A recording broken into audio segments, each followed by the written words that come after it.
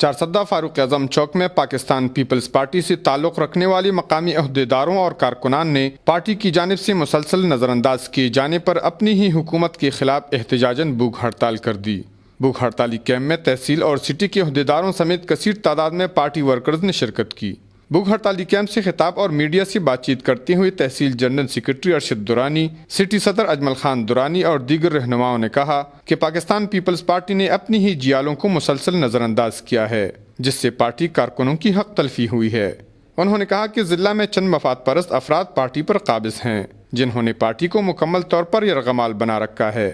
انہوں نے مزید کہا کہ وفاق کی علامت پیپلز پارٹی کی حکومت کے باوجود دیرینہ کارکنان احساس محرومی کے شکار ہیں۔ انہوں نے کہا کہ پارٹی سے مفاد پرست اور نااہل قیادت کو ہٹا کر ذوالفقار علی بھٹو شہید کی سوچ و فکر کے پیروکار قیادت کو سامنے لایا جائے۔ پیپلز پارٹی چارسدہ کے ورکرز شہید ذوالفقار علی بھٹو اور شہید بے نظیر بھٹو کے مشن کو آگے بڑھانے کے لیے کسی بھی قربانی سے دریغ نہیں کریں گے۔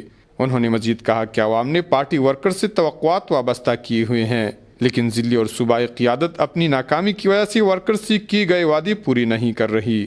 انہوں نے مطالبہ کیا کہ پارٹی کی دیرینہ کارکنوں کے مسائل فوراً حل کیے جائیں۔ بصورت دیگر احتجاجوں کا سلسلہ پشاور اور اسلام آباد تک جاری رہے گا۔ کفایت اللہ، اے نیوز، چارسدہ۔